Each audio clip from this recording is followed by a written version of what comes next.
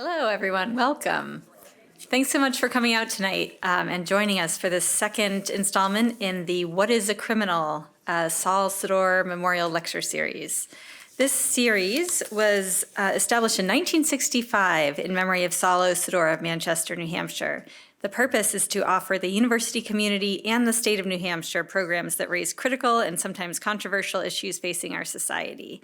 The University of New Hampshire Center for the Humanities sponsors these programs, and we're very glad to have Stephen Trascoma and Katie Umans from the Center for the Humanities here with us tonight. Thank you for your support. My name is Kate Gaudette. I'm the Associate Director of the Honors Program at UNH and a member of the Humanities faculty.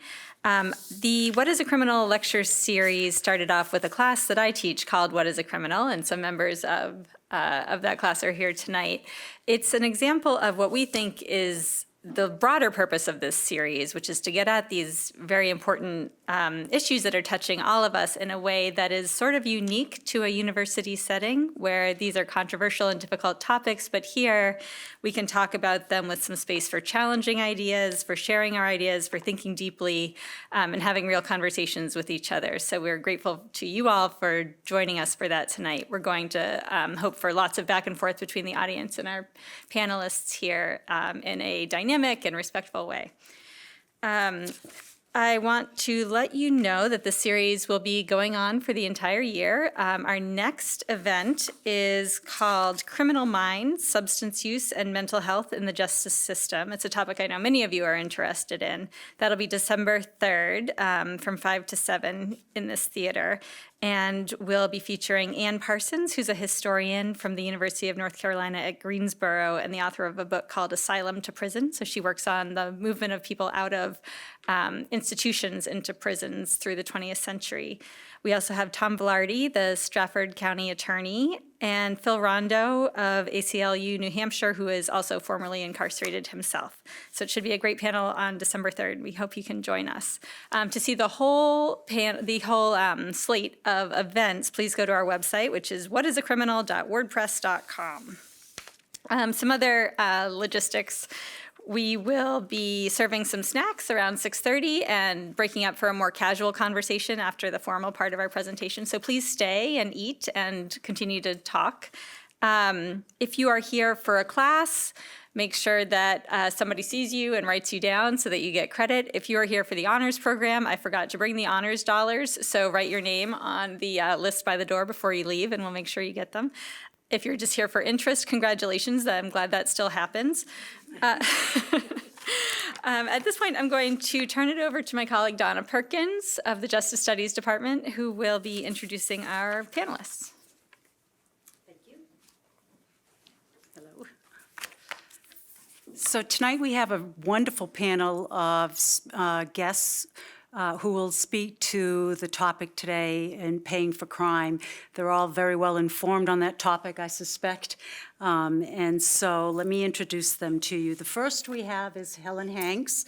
She is the Commissioner for the New Hampshire Department of Corrections since 2017, rising through the ranks.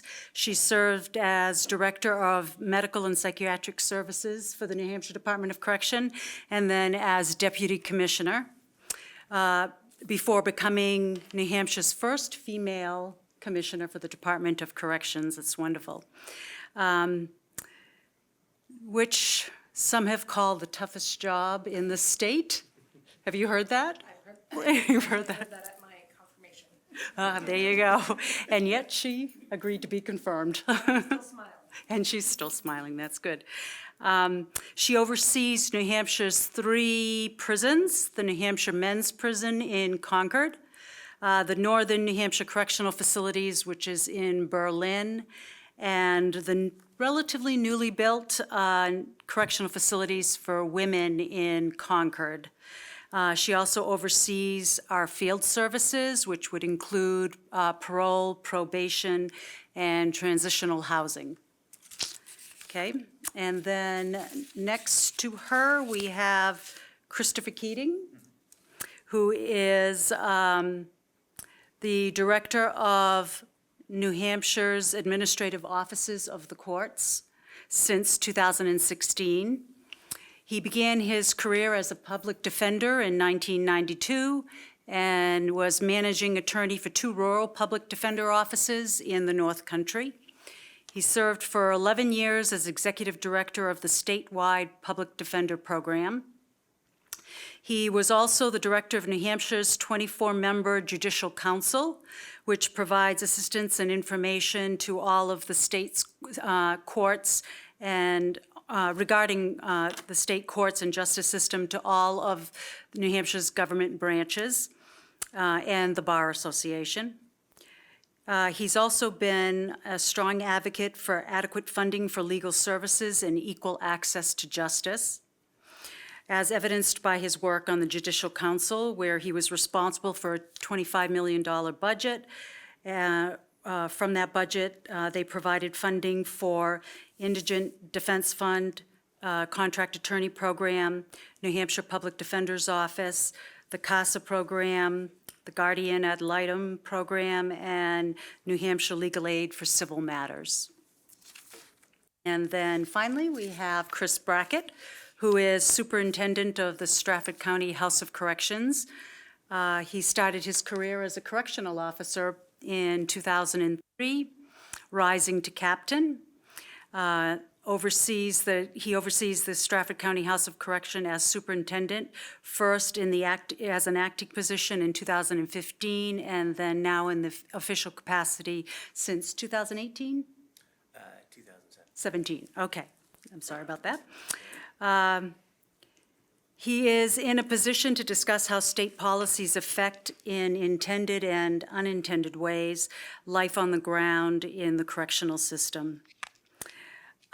He has worked with What is a Criminal course, our popular course here at UNH, for some time now, and he has impressed them with his thoughtfulness and candor regarding the trade-offs inherent in the justice system.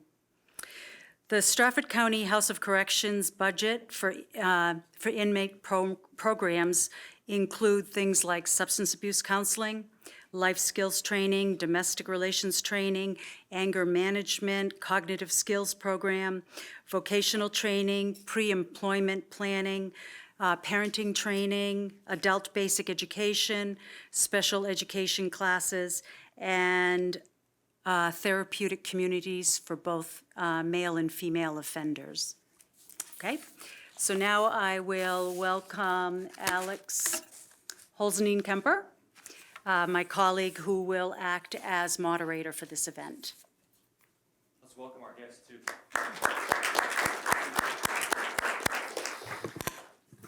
So in a minute, I'll just ask our panelists to introduce themselves and tell a little bit of their story, how they got to where they are now. I just want to take a minute to kind of reframe how we got here. We want this to be another Q&A driven event, like our first event in the series. And in that first discussion, we kind of addressed the big picture, philosophical questions of what is a criminal, what constitutes crime. And here we're kind of going to get to the nuts and bolts of working with the state budget and see some of the conflicts on the ground. And so just try to keep that in mind as, we have the big meta questions that we addressed last month a little bit, we started to at least, and now we'll continue with the narrower pragmatic considerations.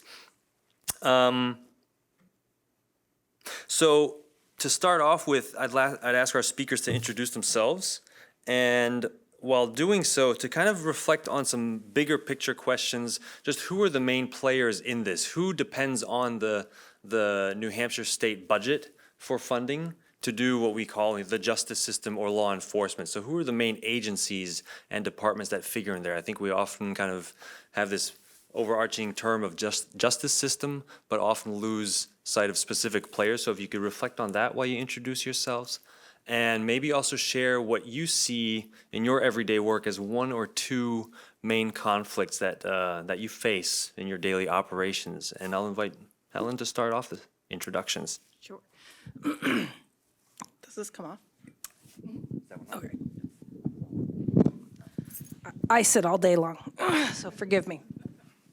I just want to give a little context to who I am so you can see what vision I brought to the department. I've worked there for 16 years, and I asked myself, And people have asked me, what brought you to corrections? Well, I'm a New Hampshire native. I was working in Massachusetts in managed care. Everybody loves health insurance, and needed a different job, wanted to move back. So I found a job as a social worker at the men's prison in Concord. And I spent about 1.5 years doing mental health intakes for all of the men that came into the Concord campus, and quickly learned what I could bring to the organization. And then, as you heard, I climbed through the management ranks because I have a master's of management in healthcare. And what that tells you is I've spent 16 years trying to build a healthcare system within corrections, because that's what we need, and that's what individuals who are incarcerated in New Hampshire needs. And when I say healthcare, I mean behavioral health services, mental health, substance use. I mean family therapy. I mean connections to the paying for crime. I can tell you today our budget is $137 million. 75% of that is staff. It takes human beings helping other human beings to get to rehabilitation. The rest of it is paying for healthcare and holding up buildings and making the space safe. So what does it take to pay for crime? It takes social workers. It takes physicians. It takes advocates through the American Civil Liberties Union. It takes New Hampshire legal assistance. It takes a state agency partner like Health and Human Services to include people who are justice involved in all of those contracts they set up for bridge services, because individuals are going back to our New Hampshire communities. So when you think about state corrections, you think about throwing a stone in a pond and you watch those ripples. And every one of those ripples represents something, whether it's the children left behind with a spouse or a grandparent, or the issue of what we've talked about, which is grandparents raising children, or whether it's a victim or survivor of that crime, because I have a victim services department. There are 3,000 plus individuals affected by crime. I have 14,000 people who the only thing I'm doing every day, well, not me personally, because that's at 75% of my budget, 975 staff, are collecting money to try to make people financially whole as the result of crime. But more importantly, I have 2,500 people today that are incarcerated. I have 6,500 people out in the community. And our whole mission is to help people transition from incarceration to the community and have them stay there and reintegrate successfully. So that's who I am. And I have 16 years of correctional experience and a lot of healthcare experience, so I'm happy to answer questions. Thank you. Christopher. Hi, I'm Chris Keating. As was mentioned, in 1992, I started work as a public defender in Keene, New Hampshire, serving Cheshire County and Sullivan County. And I made a lot of mistakes there as a lawyer, and so then I moved to get out, to run away from my mistakes as a lawyer, because you don't really know what you don't know until you figure out while you're in court. In my first case, I swept my briefcase off the table, and I hadn't latched it, and all my stuff went spilling out on the floor, and that was really like exemplary of my career in the early stages. Moved up to the Orford office of the Public Defender Program, which covered Grafton County.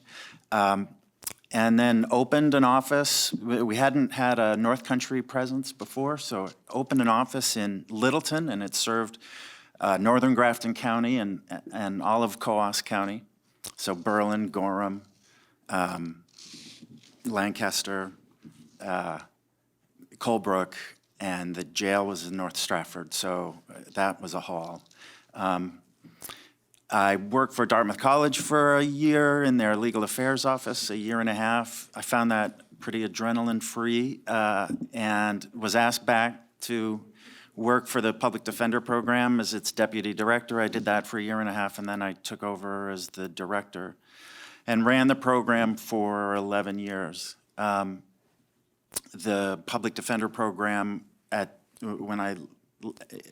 it is now, is a program with 120 lawyers working for it in 10 offices throughout the state. They have a budget of $22 million, and they provide representation in misdemeanor and felony cases in the circuit and superior courts all throughout New Hampshire. They also, and I think it's important when you talk about the cost of the criminal justice system, is to make reference to the delinquency system in New Hampshire. So children who are, who commit acts which, if adults committed them, would be crimes, get caught up in the juvenile justice system, and they are provided representation by the state if their families are indigent. And that's a pretty big portion of the work of the public defender program. And in terms of partners, as Helen mentioned, the Department of Health and Human Services has really stood out as an important leader entity in trying to provide services for families and children who are in crisis, who find themselves in the juvenile justice system. And trying to move away from the model of having just sort of a juvenile version of adult court into a really services-based human resources strengths model. But so that's an important part of what the public defender program does.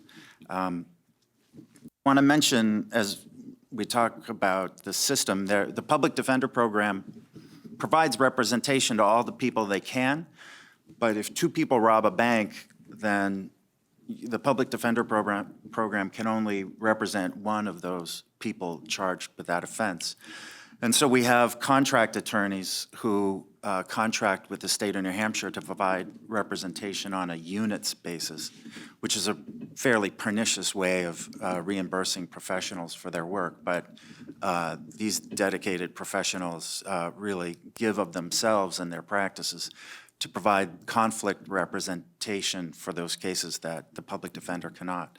Then when three people rob a bank and one is represented by the public defender and one is represented by a contract attorney, the third is represented through the assigned counsel system. And that's a more traditional fee-based, by the hour reimbursement scheme. But the reimbursement scheme is at $60 an hour for the average felony case. And so that doesn't even pay the average overhead for an attorney in New Hampshire. So you've lost money, when you open that case file if you're an assigned counsel attorney. But that's all right.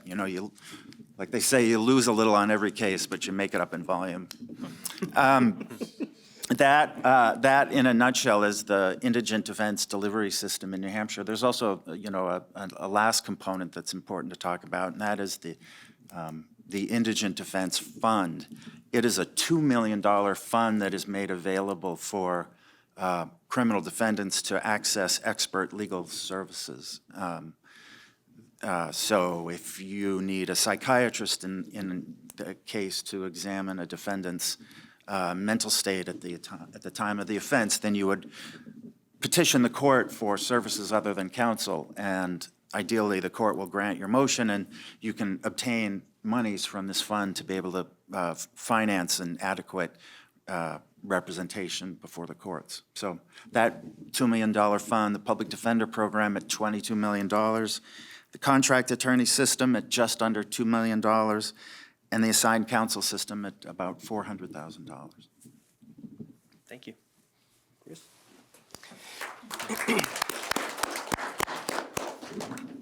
Good evening. My name is Chris Brackett. I'm the superintendent of the Stratford County Jail. I'd like to say thank you for having the opportunity to come and speak at this. To sit with Commissioner Hanks and Mr. Keating is quite an honor for me. I started out as an accidental corrections officer. In 2003, I was working at a restaurant called Barnacle Billy's. Maybe you've heard of it, maybe you haven't. It was seasonal work. I was working 80 hours a week, and I decided that I didn't want to do that anymore. I had lived through to September 11th in 2001, and I thought I wanted to do something similar to that. So I did a search. I found that there was availability to work for the U.S. government up in Alaska, and I didn't want to go to Alaska. So I did a similar search, and I found the Stratford County Department of Corrections, and that's where I started working on July 29th of 2003. I started off on third shift, working arguably the worst shift, in my opinion. There are some people that enjoy staying up all night. I'm not one of them, but I worked and I cut my teeth there and worked my way up through the ranks. When I first started, I thought everybody makes the decision to commit a crime, and that's where they should be. And through a long process of learning, because it doesn't happen very quickly with me, I realized that that's not the case. People don't necessarily always choose to commit a crime. There are many different factors that contribute to that. And I believe that in my facility, it's important for me to try to address those core reasons. And that's why you've heard discussions about the therapeutic community and cognitive behavior therapy. Inside our facility, we feel as though we need to address the core reasons as to why people commit crimes. Now, don't get me wrong, there are truly violent people that are out there that need to be incarcerated. But if you look at the statistics of those that are incarcerated, you're going to find that they're in there because they're under the influence of some type of stimulant, and they commit a crime at that time, or they commit the crime to support their habit. And so if you can address those core issues, then you can minimize victims inside the community. I have a different perspective than Commissioner Hanks does because I work at a county, and the state, while the state budget has some kind of overlapping or trickle-down effects to my budget, generally speaking, it's largely centric around county operations. At our facility, I have a $15 million budget, and that budget is offset from boarding revenue that we have from various different federal agencies that we contract with.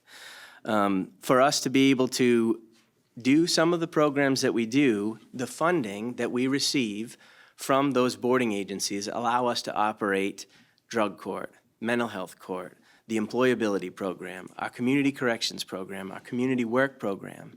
And those are all impacts that can be felt inside the communities that we live in or that we live just outside of, that have a positive impact in the communities that we serve. I expect that we will, that of that $15 million budget that we're operating on, I can offset that cost by about I have a projected revenue of $9.1 million, which I think that I will certainly meet and most likely exceed. And that will allow me to do a myriad of different things, whether it's fund medication-assisted treatment, which just recently came down, not from the state level, but from the federal level, through recent court decisions out of the District of Maine first, but then the appellate court affirmed medication-assisted treatment inside correctional facilities. So that has some governance over our operation. MAT, medication-assisted treatment, is primarily used for opiate misuse disorder or substance use disorder. And that is a perfect example of a government entity, or excuse me, not a government entity, judicial entity making a decision that has a lasting impact on my operation. I'm now required to provide that medication-assisted treatment to anybody that comes in that either, in this court case, indicates that they were previously on medication-assisted treatment, or we're taking it one step further and we're going to do assessments to determine whether or not that is the proper course of action. I have many different people who are part of the operation. The key players are the Public Defender's Office, the County Attorney's Office, the Sheriff's Department, in my case, the U.S. Marshal Service for the districts of Maine, New Hampshire, Vermont, sometimes Rhode Island, and sometimes Massachusetts, as well as Immigration and Customs Enforcement. So all of those are key players that have the ability to have discussions with me that could possibly impact my operational budget. Thank you. I'll maybe ask one or two more kind of broad, big picture questions and then start opening up to Q&A. But one more general one, how might each of you say New Hampshire is representative of a lot of debates about incarceration in the US, or how is it how is it unique or representative of bigger questions on the national scale too? I'd be curious to also hear if privatization figures at all in New Hampshire prisons. I don't think it does, but I'm also Not pretty mine. recent to New Hampshire. I would say that since, at the time, Governor Lynch in 2009 asked state agencies, and we were no exception, to see if privatization was literally less expensive. And we went through that process to affirm that we are the better deal. So state services have been the better deal. On the national level, the interesting part about New Hampshire, and I would attest to what's going on at the county level and at the level of drug courts, I've trended our incarcerated population from 2011 to date, and I've found a almost 7% decline in those incarcerated in New Hampshire. Now, those under supervision has stayed about the same, so that 6,500 number has been about the same. But steadily through the deployment of resources, and to Chris's comment about getting people engaged and having real-time access to substance use treatment and mental health treatment, I believe has impacted that. Drug court and diversion type of courts, even including mental health court, have had the right intervention so that incarceration in state corrections is 1 year or more. So I have longer-term residents that we're working with. And other things nationally around litigation, and much like medication-assisted treatment, is providing things like hepatitis C treatment, which is common with IV drug use, and we are no exception to that. I've been fortunate that we've had some form of medication-assisted treatment for quite some time and just did expansion of other pharmaceuticals used to treat opioid use disorder and alcohol use disorder. But I did that through grant funding, so I've had an opportunity to really vet that. But litigation always impacts corrections. It simply does. It talks about what we should be doing, what we should be thinking about, and maybe what we're doing we should be doing differently. But common themes are around treatment, both on the health side and the behavioral health side.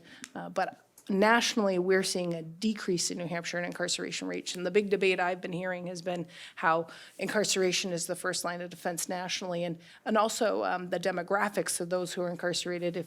If you didn't read the New York Times, it says we're a predominantly Caucasian state, and I can tell you we are Caucasian, whatever you want to identify with, pale-faced, whatever.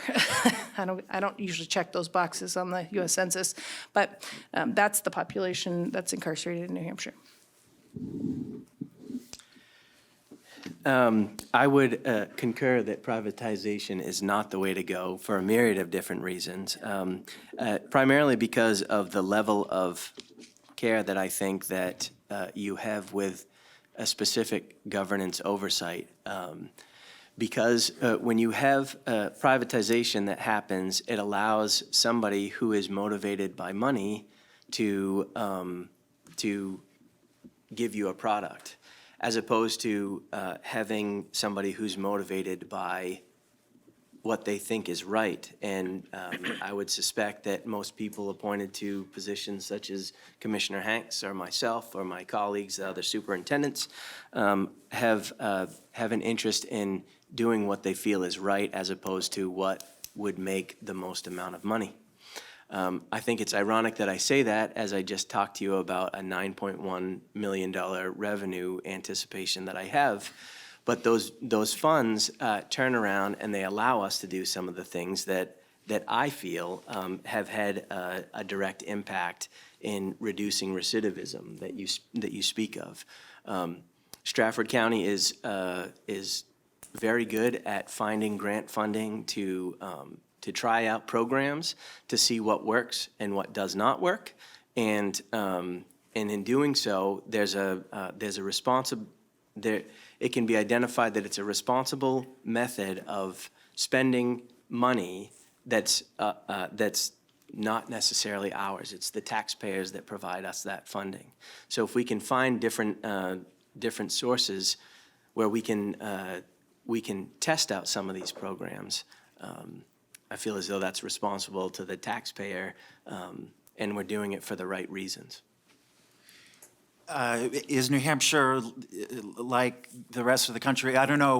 We have drug courts in the trial courts, and so we're reacting to the opiate crisis with resources like that. And so I would say that we are benefiting from having really enlightened leadership in the trial courts by judges who understand addiction and understand how to respond to it. When I started, the reaction to a probation violation of someone coming up with a dirty urine was, oh, okay, well, they're not getting the message, and they're going to get whacked with, their suspended sentence that's hanging over their head. Now, people see people in the courts, people in corrections, people in law enforcement even are seeing relapses as part of the road to recovery. So I think that, I think we're seeing a lot more enlightened response to people who have substance use disorders in the courts. And then on the private prisons, gosh, we should just all thank our lucky stars that New Hampshire didn't go down that route, because it just seems so immoral to base a business on filling correctional beds as a business model. Maybe I could follow up on the idea of offsetting costs too, and how much those figures, so Chris, you shared about in Stratford County, how did I understand correctly, you're able to offset, so take in $9.1 million in addition to the $15 million budget that's allocated, or how does that work exactly? So each year I come up with a budget. I start with a zero budget, and I come up with a budget figure that I work with my county administrator on, and the Board of County Commissioners review and either adopt or reject. And so under statute, if Stratford County receives any funds whatsoever, it has to go into a general account. So generally speaking, I have a $15 million operating budget, but the practices that we exercise inside our facility generate $9.1 million. So it allows us to have it only cost about $6 million to the taxpayer. Okay. And how do the $9 million come about? From By housing the federal detainees. Okay. Are there, maybe Commissioner Hanks, are there ways that operates at the state level too, where there's the general fund from the budget, but then other sources of revenue have to figure in that too, like grants or other outside sources, or is that very different? No, I don't have that type of equation. So even though I shared with you our population has decreased, so at the high point, we had about 2,800 individuals incarcerated, mostly men. We now are about 2,500. But I tell you that and footnote it with our facilities in New Hampshire weren't designed to even house 2,500. So as that population has decreased, I've been able to empty gyms that were once dorm rooms and return those back to gyms. And then rooms that were originally designed for maybe 4 people that at one time in history prior to my leadership were, because of incarceration rates returned to 6 or now 8, I start taking beds out and start turning living spaces into how they were designed. So the whole physical plant infrastructure gets stressed. And so I don't have ICE detainees, just to be clear. I don't have the capacity, so if anyone's watching this, don't ask. And what I do similarly is seek grants to test interventions. So for example, we have 3 grant-funded reentry coordinators who follow people post-release with opioid use disorder and become a navigator for them, much like a healthcare navigator would, in trying to overcome obstacles as an additional resource. My probation and parole officers have become both safety and counselor to individuals who are incarcerated. So any type of resource we can provide and have been providing helps people navigate those complex issues, like when Medicaid tells you no and shuts your insurance off. The resilience tolerance for people is pretty low. So how many no's does it take before you give up and you start reverting to bad habits? I mean, I think about myself when I look at a donut and say, no, I'm not going to eat that today. I'm going to eat that banana. It's better for me. And I give that as just a simplistic example. Now you look at a person, and I'm going to give you some front-end information. So as a social worker, what I learned is our population of women is about 180 women incarcerated, and so the delta being men. So 35 to 40% of men self-reported when they came into incarceration in settings with me that they were physically, sexually, or emotionally abused. And women, the statistic is, higher than 90%. I give that to you because they have so much to overcome, and we have so much we need to provide for them to help overcome that. So by the time they're released to the community and said, you're safe, it's time to go, we need to continue to bridge those resources, which is why Health and Human Services, nonprofits, and all of those individuals that are person-centric have become our allies. I've got plenty of questions, but I'm going to start opening it up to Q&A, and we'll have 2 microphones going up the aisles.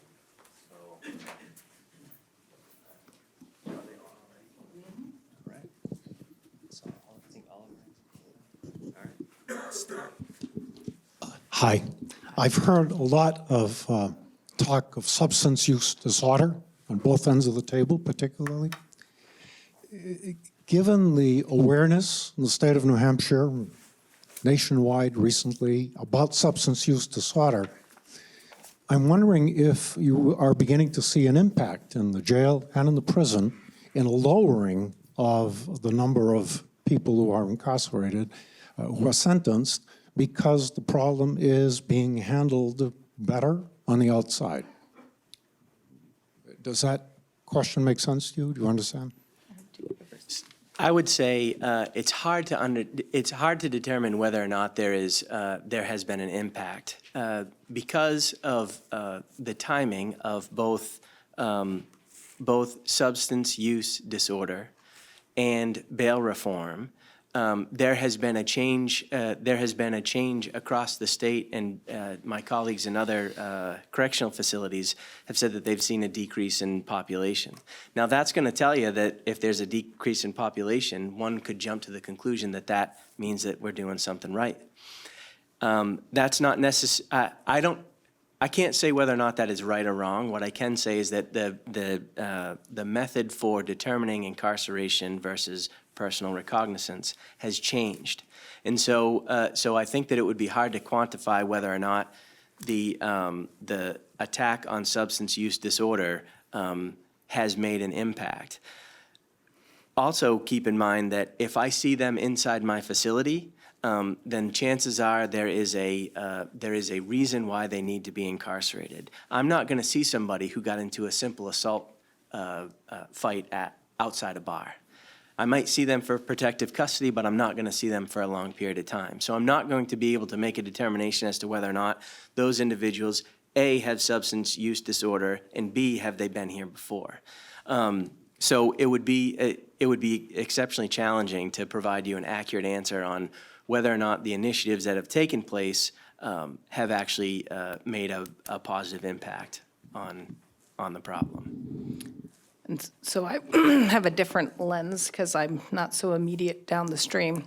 And I would share with you that I don't have hard and fast data, but I have the data that I shared with you earlier. And I can tell you, as Chris Keating has referenced, that what's happening on the judiciary side and the judge's awareness is stemming in sort of the admission process at state corrections.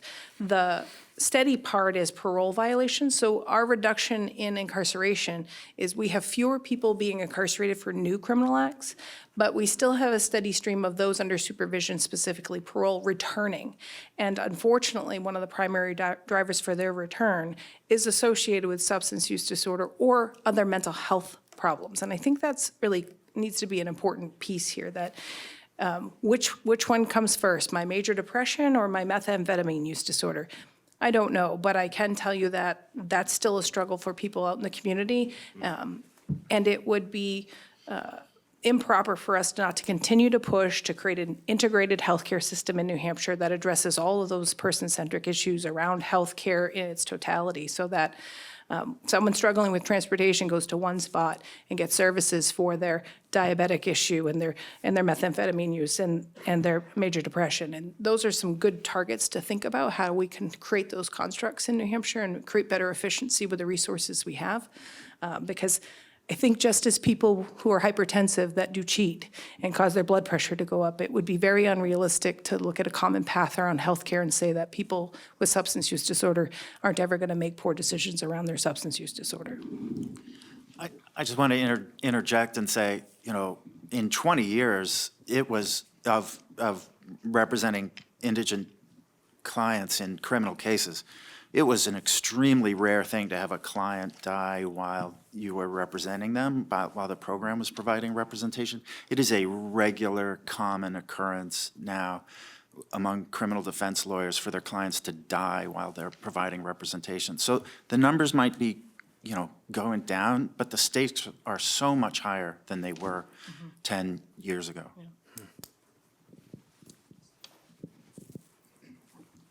If we could zoom out for a second, could somebody clarify the differences between a state prison and a county jail, where your funding comes from, and who you serve? Who do I serve?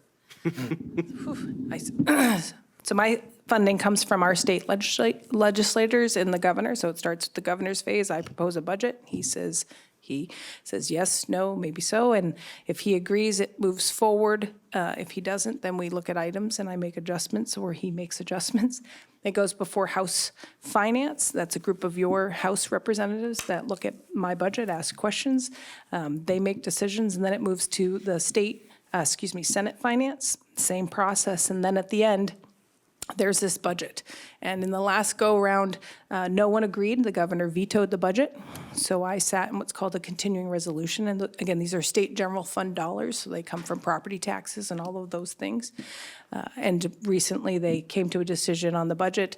And as I held my breath for multiple months, the budget that would have passed in July is the budget that was passed for me, that $137 million.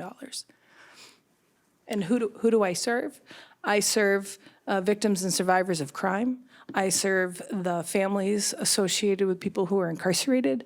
I serve the people who are incarcerated, and I serve the staff that are there trying to make a difference at all levels of the organization. And then I end up serving advocacy groups, and groups that don't like incarceration, groups that do like incarceration. So when Donna said I have the toughest job, I think I have the most dynamic job.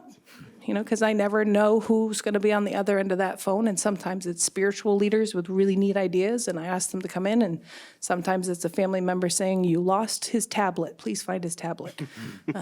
So my day is pretty dynamic.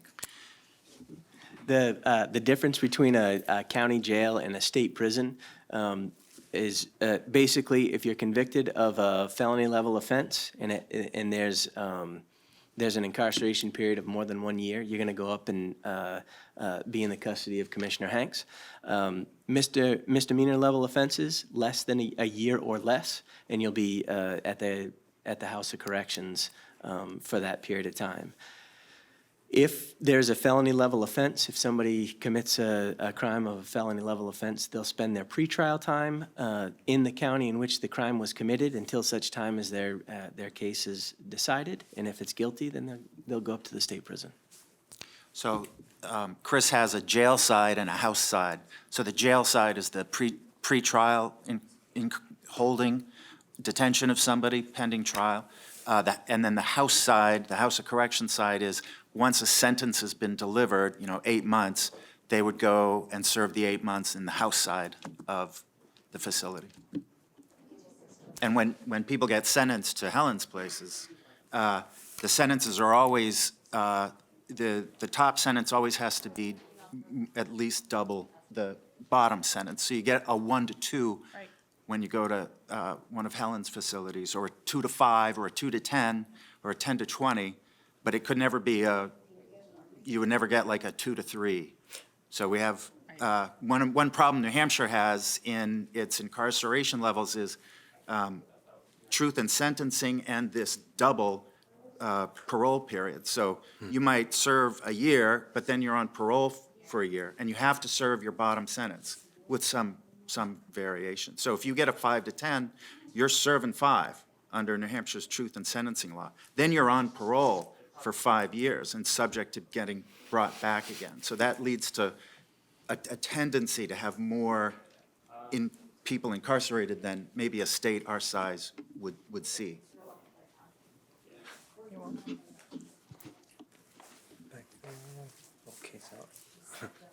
Man in the back. Quick follow-up in between. So that would mean everyone actually starts pretrial in a county jail, and if they get convicted of a felony, then they go to Concord or Berlin? Generally speaking. Okay. Yes. Yeah. There are some times in which we might take a person that's a complex situation, but generally speaking. Over here? Hi. So all three of you have very different jobs, and I'm curious, and how do you balance between staying with your morals versus the politics of the industry that you're in? And for people who want to go into law and who want to be lawyers and help people, what would your advice be for them that can be very nerve-wracking, that this reputation that there's this, you can't act morally with the money that's going on? I simply put, always follow your morals. Bottom line, politics is irrelevant because your politics, it becomes advocating for the morals, for the ethics, and following the law. And beyond that, if you didn't do those things, you shouldn't take one of these positions, in my opinion. It's a challenge. Perhaps this is a lightning rod, but Immigration and Customs Enforcement, I house immigration detainees inside my facility. I personally do not feel as though I don't agree with the current immigration policy. That being said, I know that I can't change that policy until I get a chance to get to the voting booth. What I can do is I can provide an environment that is safe for the individual, that can allow them to access to pro bono legal services, access to their consulates. I can provide them with religious counseling. I can provide them with an area that they're safe to practice their religious practices. That's what I can do. And I feel as though that if they're going to be incarcerated, they can come to my facility so that I can provide them with an environment in which it is the least traumatic method in what I can only assume is an exceptionally traumatic event in their life. I want to say that probably the biggest treatment provider in New Hampshire is our houses of corrections and our state correctional facilities. In terms of the dignity of health care that is being provided to people and dental care that's being provided to people, many times for the first time in their lives. The services provided by our jails and prisons are extraordinary. That's on the human services side, but also, keeping our communities safe. Like, what did Donna Sidore used to say? A lot of the criminal justice system is trying to figure out the difference between the people you're mad at and the people you're afraid of. And there aren't many people that you should be afraid of, but there are enough that they need to be, kept out of society. But for that vast majority of people, or the people you're just mad at, our jails and prisons are providing services that are restorative to the community. You had a question about being a lawyer. It's not a politically popular thing to represent people who sexually assault children and murder people. So it has been, at times it's a very difficult thing to do, to know that you're always like the most hated person in the room. But it's an easy job because you have one client who you're responsible to. Well, you have two things that you have to keep in your mind. You have a duty to your client, and you have a duty of ethics. But beyond that, you're free to do what you can for your client. I think it's hard to be a prosecutor. I would find it difficult because you have a victim to be concerned about. You might have voters to be concerned about. You might have a police chief who wants a certain result. You might have a boss in your prosecutor's office who wants to see things happen a certain way. And that's a tough mix of competing interests.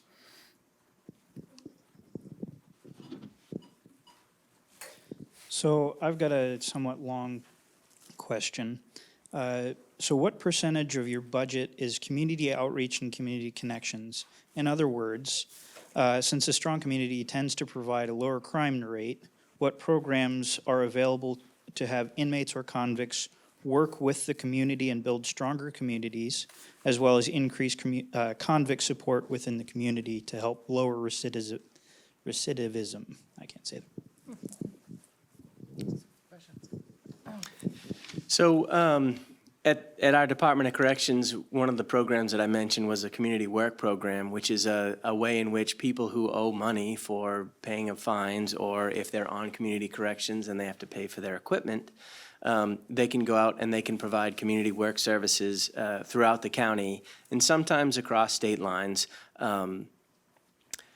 to pay for those services. So that's it's a method for those that have a debt to pay to society can participate in. We also have inside our facility a jail industries program, and the jail industries program is something that allows inmates to work who are incarcerated, and they provide work services which they're paid for that are verified to not displace any workers in the United States. So right now, for example, we contract work with Stonewall Kitchen. And what we do in our jail industries building is they fold up cardboard into triangles. So you can put three jars of jam inside for a holiday gift. That is something that if we didn't do it at our facility, it would be shipped overseas for it to be done somewhere else. And that does a couple different things. It gives somebody who's incarcerated a sense of purpose. Now, I think a lot of us, I venture a guess that everybody in here has had an opportunity to do something in which they feel like they have a purpose. But a lot of times those that are incarcerated don't necessarily have that. And so when they're provided a structure that they have to get up at 5 o'clock in the morning, they have to shave, they have to have their breakfast so that at 6:15, when the officers come to pick them up, they can go to work. And that's something that is quite foreign to a lot of the people who are incarcerated inside our facility. So it's a method for them to participate in some type of work. And in other instances, while it's quite easy to fold cardboard, we'll teach people how to solder, how to silkscreen, how to operate an embroidery machine. And that's something that they can take with them as a skill set that they can utilize. And we've placed inmates who have been released into employment in local businesses that do those kinds of jobs. So I know you asked specifically how much the funding was set aside, but I don't have that figure with me. So we have 3 transitional housing units, and those units are literally for individuals who are near completion of their minimum sentence. So they literally have case management services, security staff, and other resources in the house, but they're in their regular clothes, navigating and attaining jobs and things of that nature as a way to transition back. So some people do have resources, and they set up their parole plans so that they can leave from behind the secure perimeter, but those houses are specifically set aside for individuals who don't have those resources, or if they do, maybe they're not a good choice of resource. Sometimes they're relationships they shouldn't continue to have. So those are a funding asset for community reconnectivity. We have all the similar industries programs from the perspective of we have an industries area, but we also have a certified high school. Certified through the Department of Education, and in fact, one of our certified educators was chosen as the 2020 Teacher of the Year, so I'm quite proud of that. So people have an opportunity to attain their high school diploma, and so at any point in anyone's age, there's never a time where that's not appropriate, and it helps for employability and community reintegration. And they also could choose to get a high school equivalency. We have those programs. And a piece of federal legislation that I'm watching is around the opportunities for Pell Grants. So currently, right now, there's no funding source for people to get dollars to get associates or bachelor's or master's or doctorate degrees while they're incarcerated unless it comes from their families. That's not something that's funded in my budget. But having opportunity to Pell Grants, again, would afford people the opportunity to at least apply and get those advanced degrees, because education has been proven through a really interesting piece of research through RAND as a high predictor of helping people return to success upon release to the community. And we are working on creating a trade school. We don't have that yet, but we have a proposal to create a trade school around electrical, HVAC services, and other things. We have people for a longer period of time, so our programs are longer programs on purpose. And we have other areas of our industry where the U.S. Department of Labor have acknowledged them as apprenticeship programs, so they're actually earning an apprenticeship while they're incarcerated. And our women's program, for example, is in Braille translation. So they're translating school books into Braille for people with obviously disabilities. And we have all sorts of other things, sublimation, and we do print your license plates, and we have sign shops, and we print town reports, and we do all sorts of very interesting things. And it's actually learning the software it takes to create a marketing display. So those are translatable skills to real jobs. And so it's trying to make it so that people leave and are employable in a way to get a job that's higher than minimum wage. And we have an interesting project working with the Department of Transportation with our commercial driver's license program. We're giving people the front end of a commercial driver's license program without the road program. And Department of Transportation is working with our work crews and looking and hiring people as state employees. What a great way to say you're ready than having an excellent job with excellent benefits. So any ideas you might have, you let me know. But we're really investing in that community reintegration around employability and education. And obviously, we've talked a lot about healthcare, so those critical next paths to maintain emotional well-being. I would say in the indigent defense delivery system, there are $0 for public education or outreach. There, in the courts, I think it's jury service is the main model of community interaction. But tomorrow, the Supreme Court does court on the road with some regularity. Tomorrow, they'll be at Wyndham High School hearing oral arguments in a case about the controversial bail reform law and how it gets applied to people who are not found to be dangerous, but are determined to be likely not to appear in the future. And there's been some confusion about what the law means in that regard. And so, the court on the road is an opportunity for community outreach, but the courts are in the community. I mean, we're in every big and little town pretty much in the state. So, our courts are really part of our communities. And I was being a little flip, but jury service is an important way that the community comes in and plays an important role in how the criminal justice system is administered and plays out. Hi, so it's kind of like a basic question, but is there a strong distinction in correctional methodology / correctional funding between juvenile and adult inmates?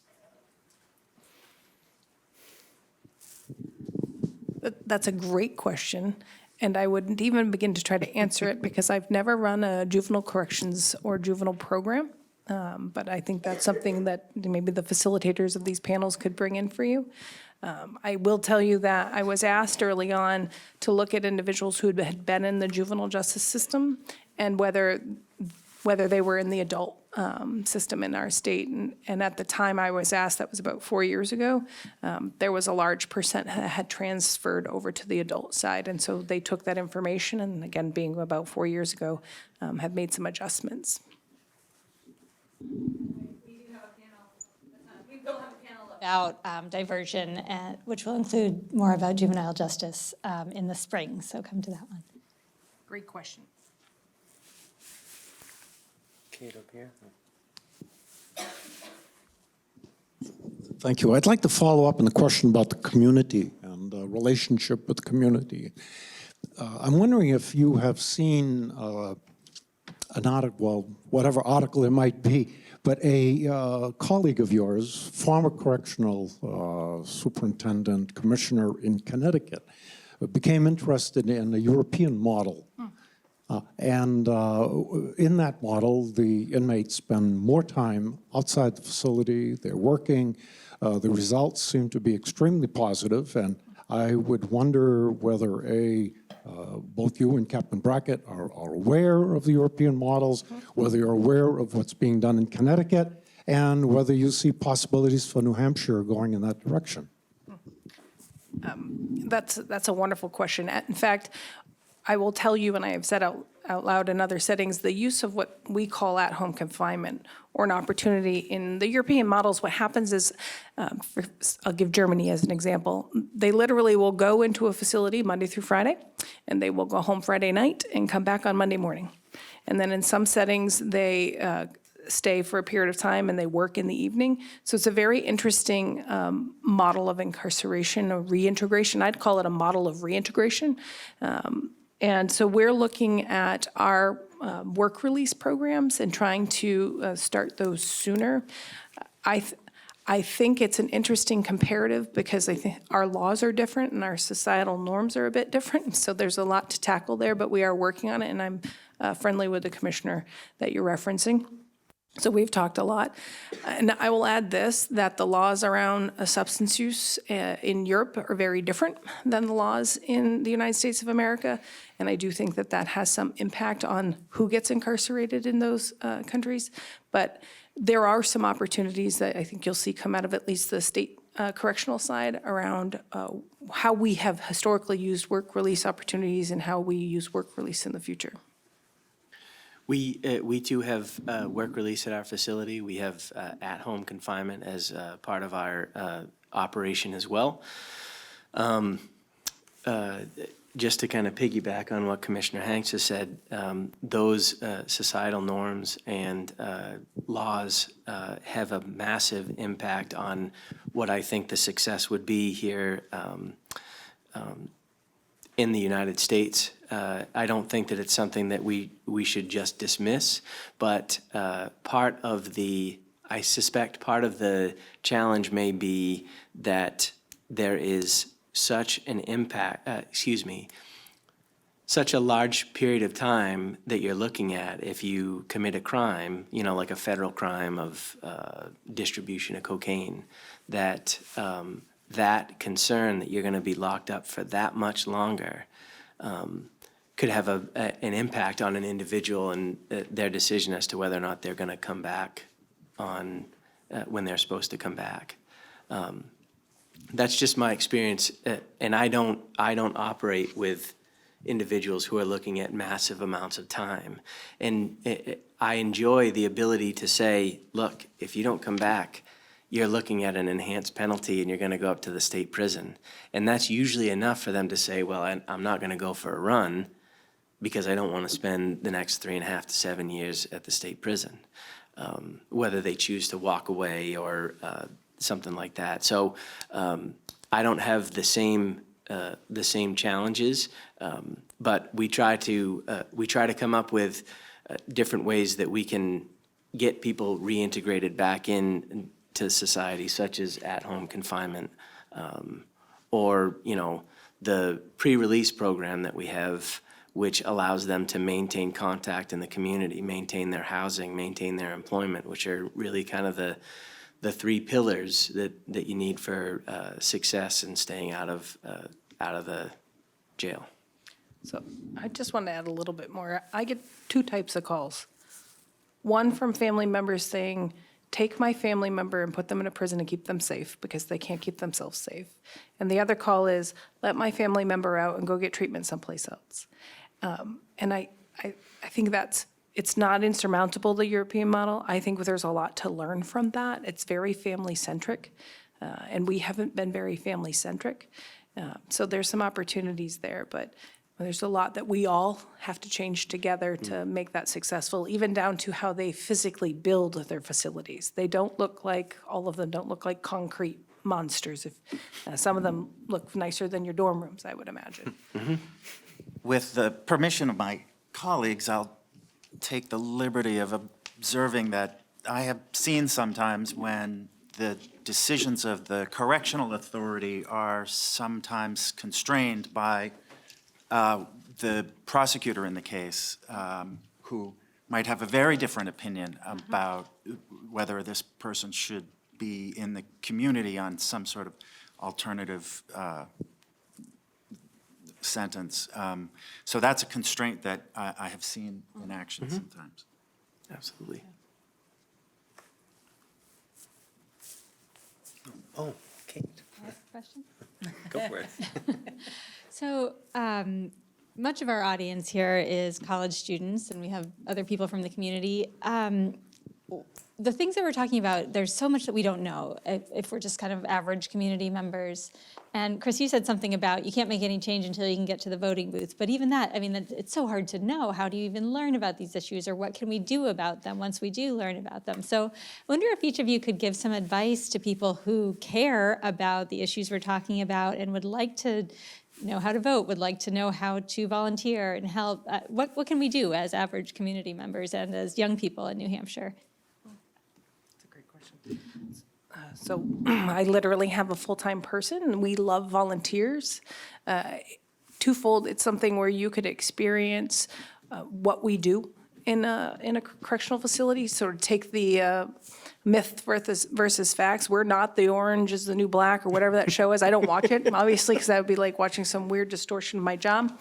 The part I would say is when somebody maybe identifies themselves in your community as someone who's been incarcerated, let's stop stigmatizing them and give them a chance. Just like you would with any other person, until someone's proven to you that you shouldn't trust them, give them a chance to have some of that trust. I'm not saying leave your wallet out. You wouldn't leave your wallet out in front of me, right? Don't do that. But let's try to reduce the stigma. We talk about that in areas of mental health. This is another area. People are out in the community trying to do well, so when they're standing there with their kid at the baseball game, treat them like another parent. Treat them like your neighbor, treat them like a community member. And when we start treating each other the way we would want to be treated, then we're going to start changing the outcomes. I think that's an excellent point, because there is always, I inevitably will see somebody that I have had in our facility, and I never know how to address them, because I don't, especially if they're with somebody, because I don't want them to, after we leave and exchange pleasantries, I don't want them to have to answer the question, hey, who is that? How do you know them? Because I don't know what they've decided to share with the individual that they're with. But I think that as far as your question is concerned, I operate a facility that is the public's. You're welcome to come into our facility and see whatever it is that we do inside our facility. We routinely have tours that come through the facility. I'll walk you through the housing units, and it's usually an eye-opening experience for those that come into the facility. I would not bring you in if I thought that it was dangerous in any way, because we have an expectation that behavior is going to be what we want it to be. We're prepared to address issues as they come up, but every single high school in Stratford County has come in for a tour in a civics class or a criminal justice class, where they'll come to our facility.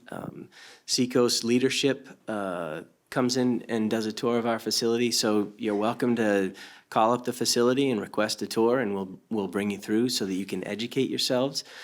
We too accept volunteers at our facility. They're an exceptionally precious resource that come in and they assist people, and there's something to be said for an individual that comes in that doesn't have a uniform on, that doesn't look like they're a member of law enforcement, and it allows for a transference of information that allows us to serve them better. When I first started talking, I said I worked at Barnacle Billy's. My job from Barnacle Billy's to now is not that much different. At Barnacle Billy's, I said, oh, what can I get for you? And at the jail, I say, yeah, I'll get it for you, but you got to give me some patience. We deal with people who are not always busy, And so they become focused on something that they need, and their view of the need for that is immediate. And it's not always the case in my eyes. And a lot of times their mismanagement of time is not necessarily constitute an emergency. But it's very much similar, where we're there to serve the individuals that are in custody. We don't have that same kind of customer service smile, I guess, that you might expect if you were asking for a rum punch at Barnacle Billy's. I would say that elections matter, and in New Hampshire, the county prosecutors are elected officials. They individually have a profound effect on the attitude of the office with respect to crime and recidivism and length of sentences and alternative sentences. And so I think it's important for people in New Hampshire to care about who gets elected to these offices and care what their politics are, what their philosophies are. We've been electing people with no experience trying cases to these offices. And I would say the best way to get involved is to vote for people who you want to see making critical decisions for our communities in terms of who gets punished for what in our towns and cities. I've really been struck in my career about the influence that an honorable, able, skilled, thoughtful prosecutor can have on the criminal justice system.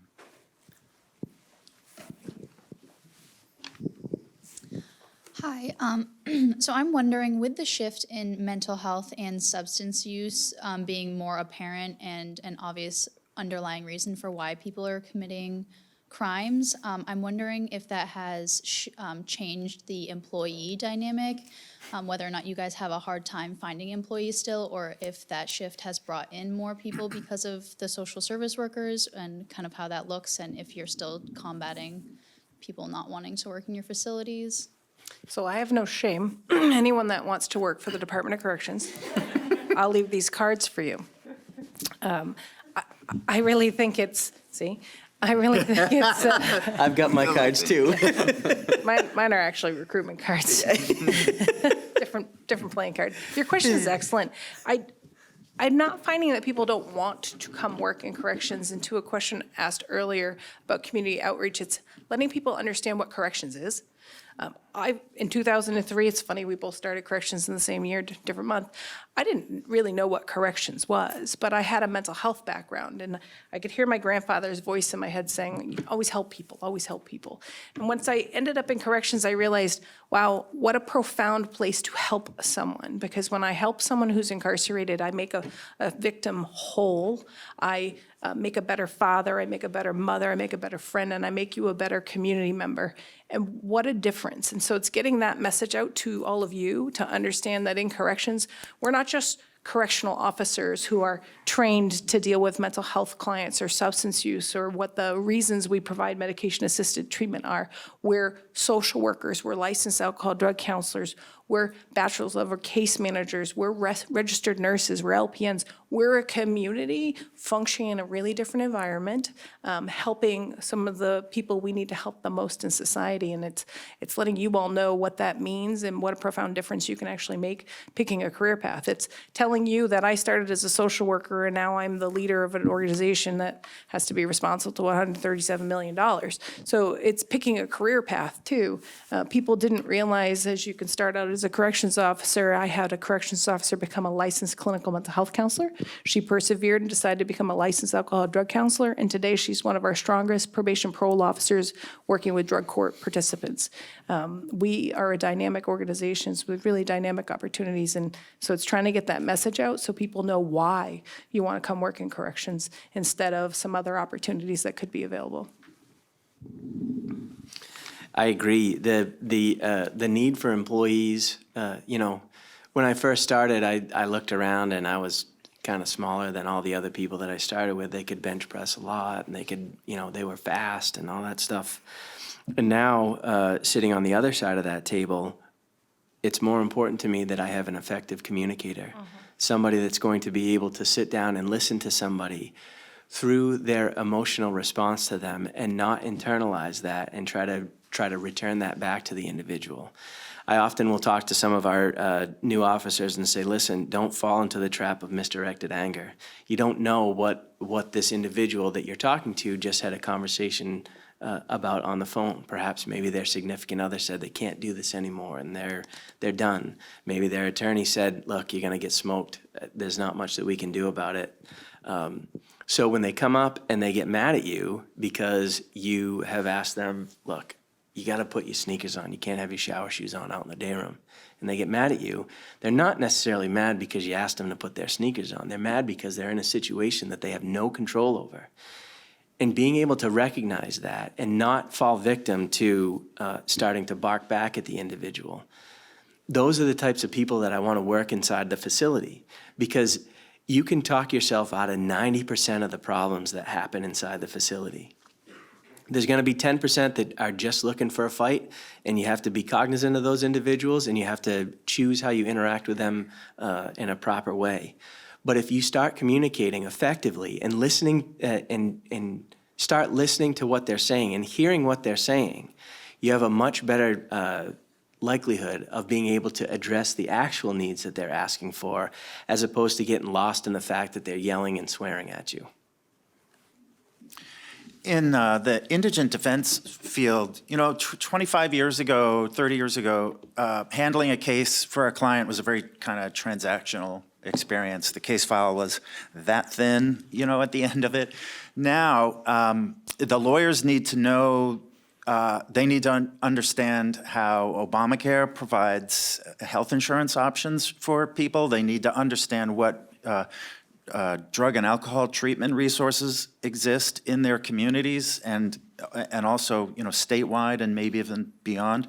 They need to understand what the effects of co-occurring disorders are. They need to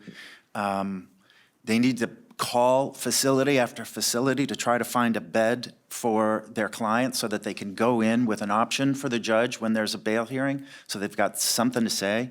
So I think the way representation of clients has changed the most is that it's a lot more kind of social work efforts than the pure legal, semi-legal effort that was going on before.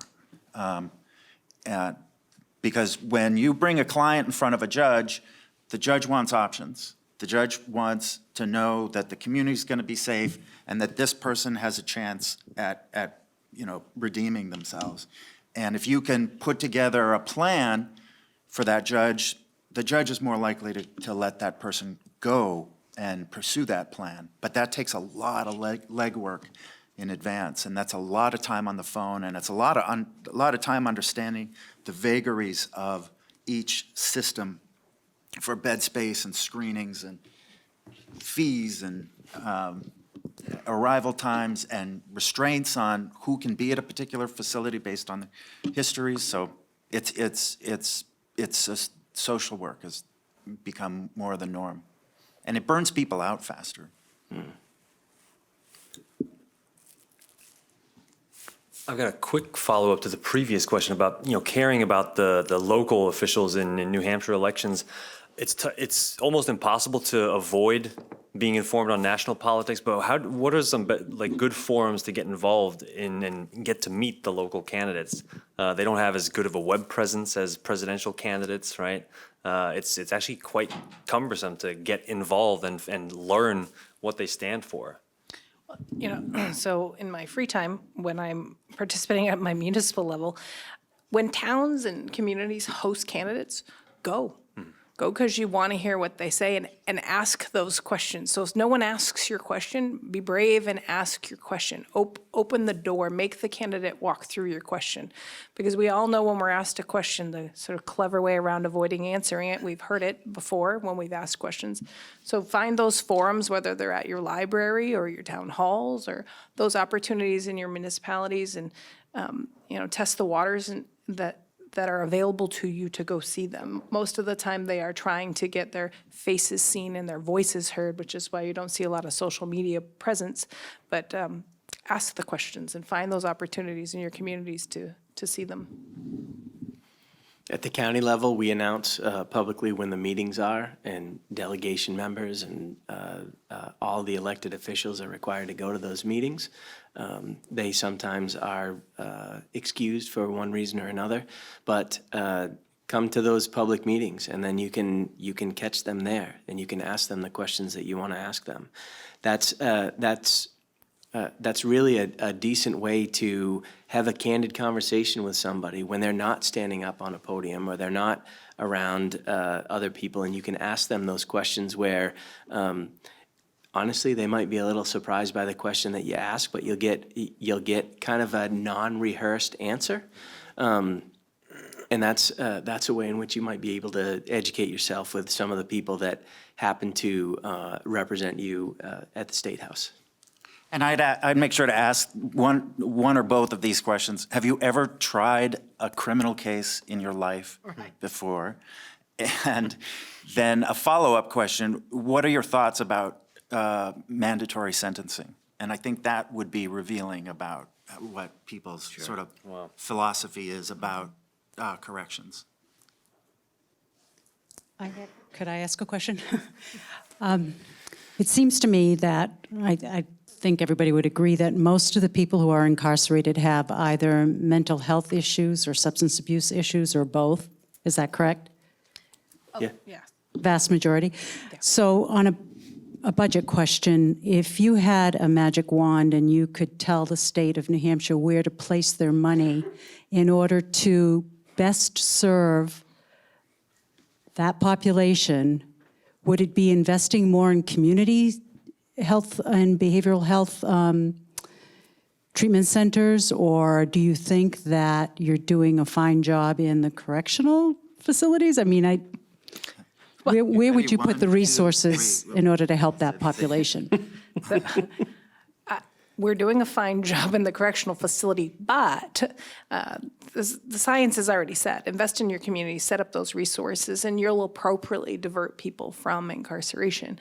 I would take it one step further and say that our education system, even as young people going through the education system, when we talk about health issues, we skirt around those issues. We don't talk about them as raw as we do as we get older. So we need to start introducing the concept of behavioral health illnesses as we talk about regular healthcare illnesses, and start making it the norm rather than the abnorm. And then as we build a different culture and talk about societal differences and reconstitute what used to be a very robust mental health system, we're going to start seeing a change in our state and our country. I agree.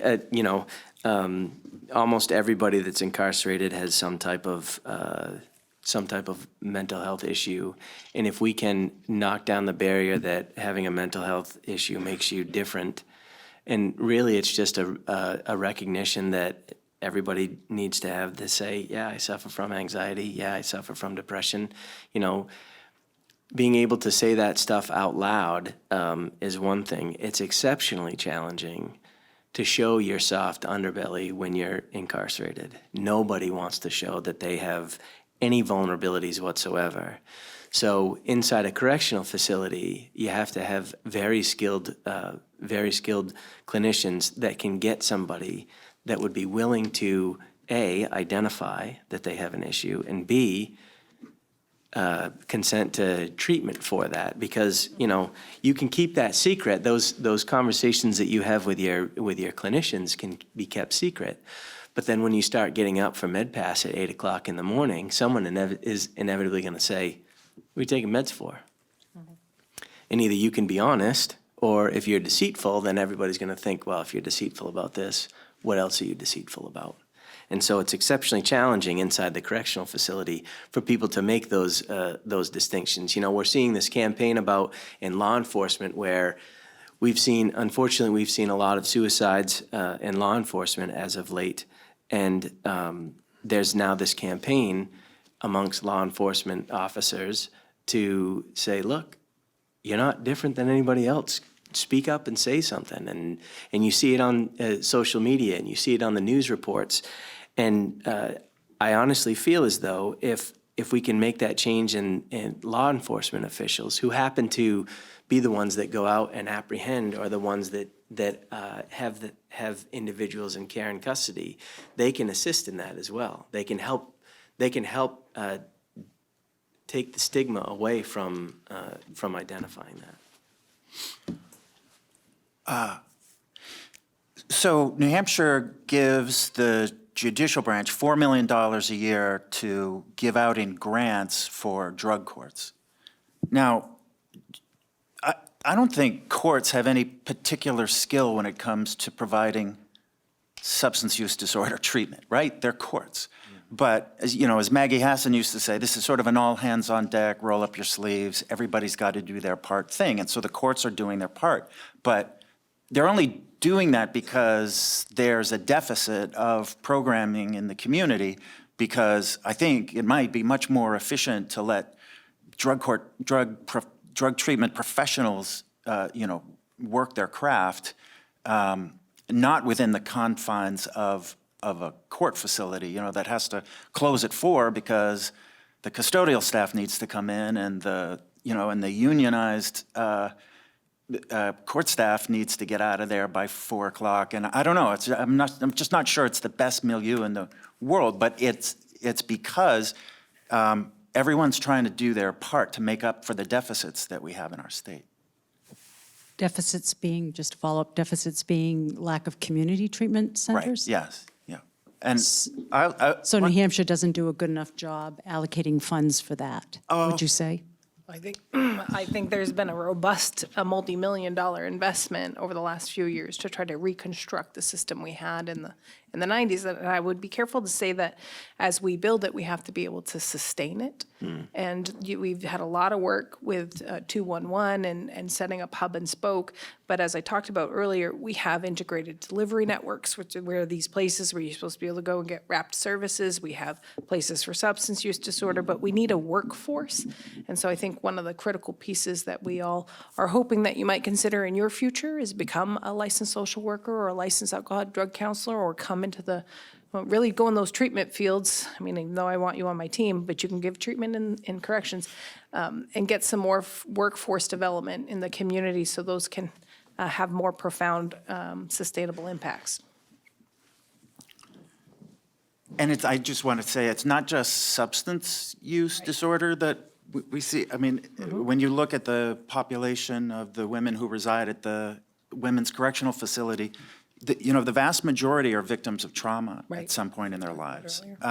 So the substance use disorder is just a symptom, really, of deeper problems that need to be respected and treated.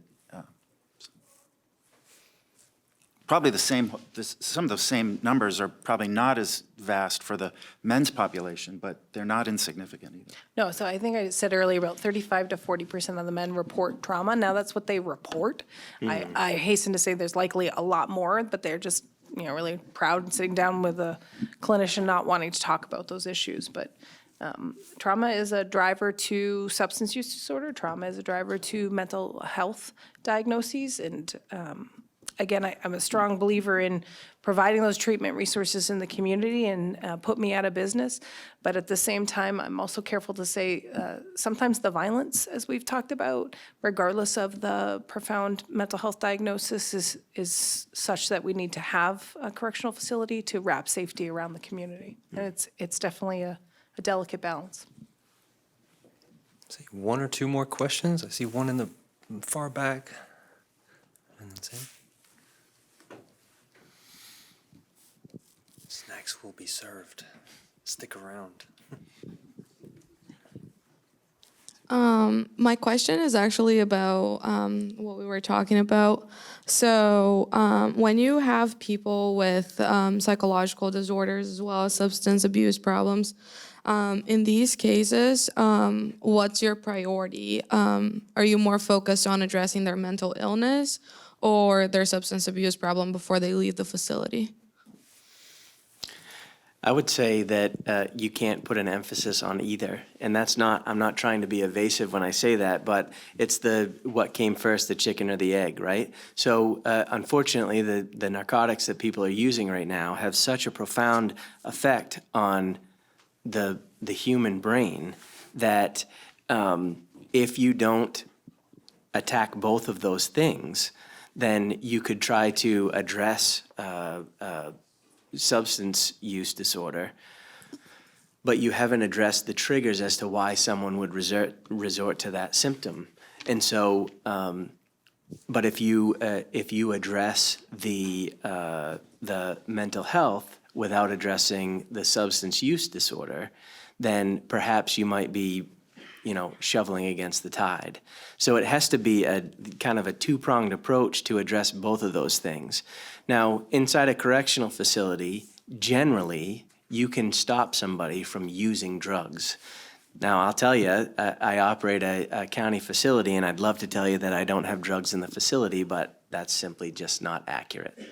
So if you can, first of all, stop the influence of drugs on the individual, then you can start to address the mental health issues, and hopefully through a process of time, the brain will start to function in a manner that can address some of those things that you're trying to teach the individual.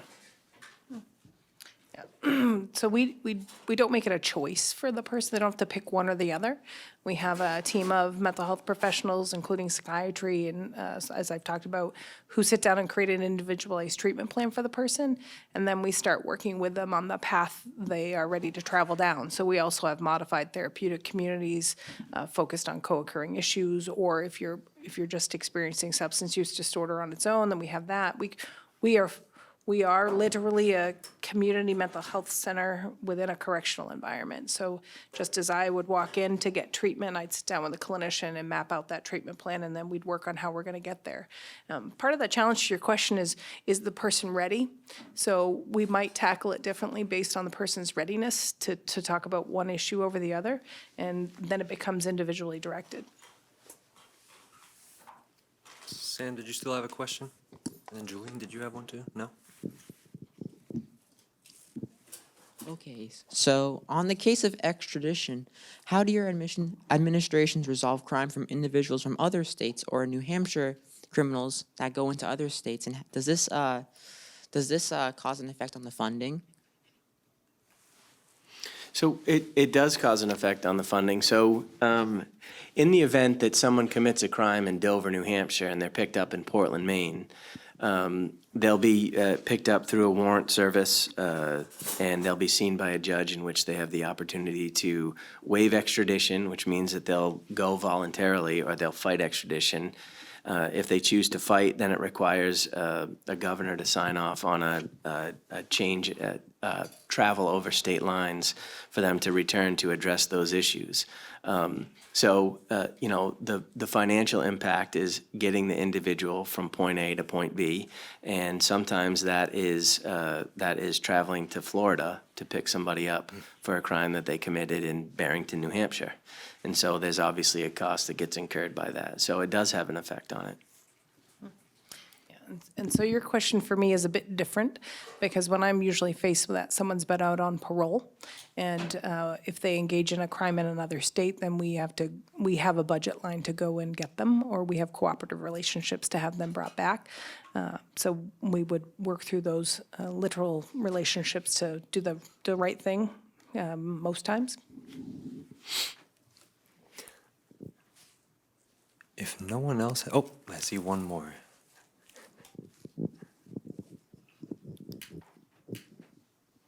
Have you found that those with mental health issues are more comfortable talking about their issues with other people who have mental health issues? In the jail that I work in, there's a therapeutic community, and within that community, people are much more apt to discuss similar experiences once they find out that somebody else has been through something similar to what they've gone through. So if you sit there and you think about some type of experience that you've had, it could be positive or negative, you may not necessarily be inclined to talk about that in a setting. But if somebody else comes up and talks about that same thing that you're thinking of, it's almost involuntary where you're like, yeah, that happened to me too, you know, like that sometimes happened. Now, obviously that's much different when you're talking about a traumatic experience. But inside the therapeutic communities, I was present for a time in which somebody disclosed that they were sexually abused. It was a man, and he said that he was sexually abused. And he started talking about it, and within a couple of minutes, somebody started crying around the table. And, you know, there was hey, you okay? And he said, it happened to me. It's the first time I've ever said it. And it just goes to show that if there's something that's relatable, people are a lot more inclined to talk about it. You know, we can sit here and say that, unfortunately, a lot of people go through a trauma such as that. But nobody talks about it, right? Because it's embarrassing or there's a stigma or something. But as soon as somebody says something, you may not say something about it, but you'll start thinking about whether or not you should say something about it. And if you say something about it, that's the first step in that cognitive behavior therapy to identify what that issue is and how you can successfully treat that without going to a crack pipe or, you know, heroin or some other. It's a healthy option to address that trauma as opposed to just trying to numb it. Yeah, and your question is well worded from the perspective that peer-to-peer modeling and peer-to-peer support has been a critical element to many of the things we've introduced, and even such that we've contracted with a partner to come in and teach people how to be peer recovery coaches. And I have a great success story that someone left incarceration, is working down in Nashua and working toward the certification to be a peer recovery coach. And the power of supporting each other is not lost in your question. I think with that, we will thank our panelists for coming tonight and generously sharing their insight and time. We do want to encourage everyone to stick around. We obviously have snacks, and to mingle and keep the conversation going up here. We've got the room at least till 7, and of course we'd encourage coming to future events too. Alex, can I say one last thing? Yep, absolutely.